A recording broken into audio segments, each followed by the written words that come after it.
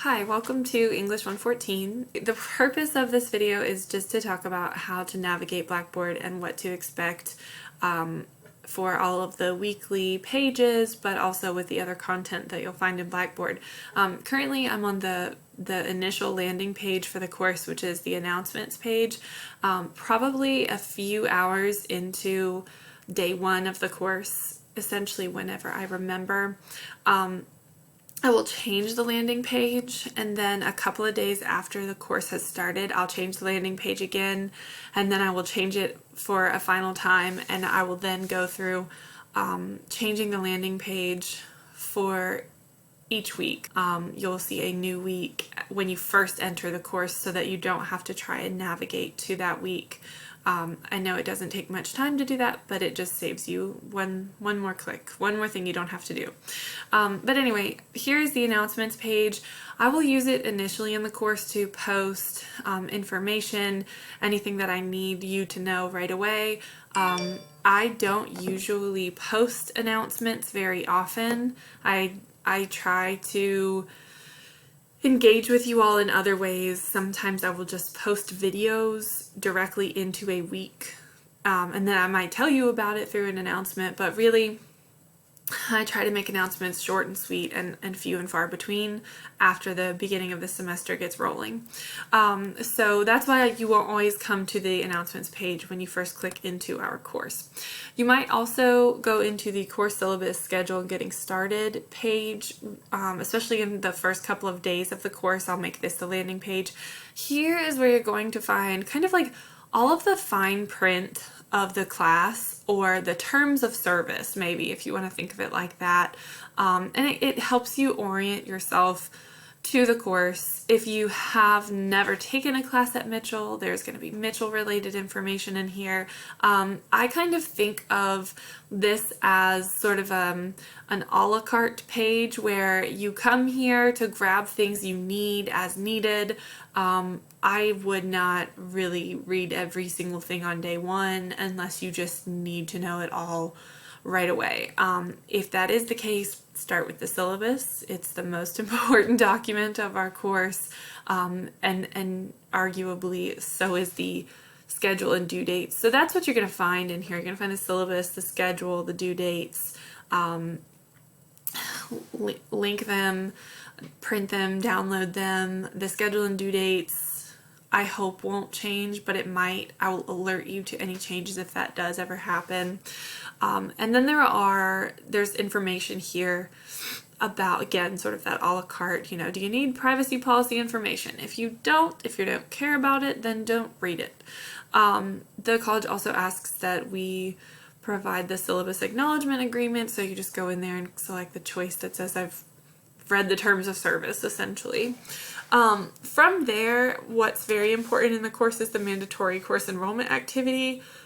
You will not be able to see week one until you've finished the enrollment activity and you have a little green check mark here. You have to do this. This is a college policy, state policy, something like that.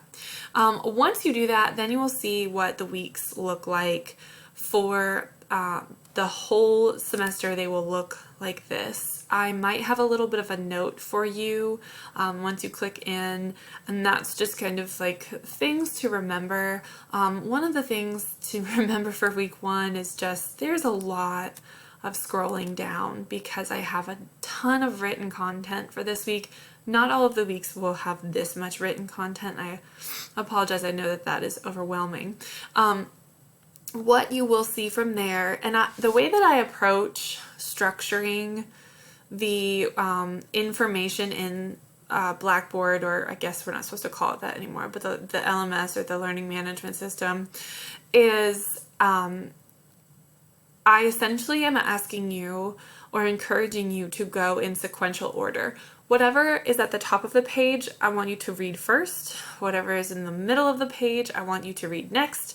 And then whatever's at the bottom of the page, I want you to do last. So that's why the first thing you'll come to every single week is a weekly to-do list. And you can click into this to-do list and just, again, work through all of the chapters. Now, this will say read chapter 1 and take the chapter 1 quiz. You don't necessarily have to stop here and go take the chapter 1 quiz, but I would do that. And if you want to, print this page and just cross things off as you complete them, or write this checklist and cross those things off as you complete them, that's awesome. I also have created the schedule to be kind of like a checklist as well. I will have, every week you can expect chapters to read. Usually there will be two quizzes to take based on the 2 chapters that you read. I just handle 1 chapter per quiz so that you're not dealing with 2 separate content bubbles. I don't know if that makes any sense, but like chapter 1 quiz. To me, that's manageable. You can kind of absorb that stuff in your brain, and then you can store it away, move on to chapter 6 and take the chapter 6 quiz. I will also include think pieces. There's so many ways that I could have approached this course, and there's so much content that we don't get to just like openly discuss as a class, which I think is a big bummer, but I'm trying to incorporate as much as possible. Anyway, there'll be some think pieces for each chapter. Those are just things for you to think about, and then I'm trying to keep I also just give input, and I try to keep my thoughts brief as well.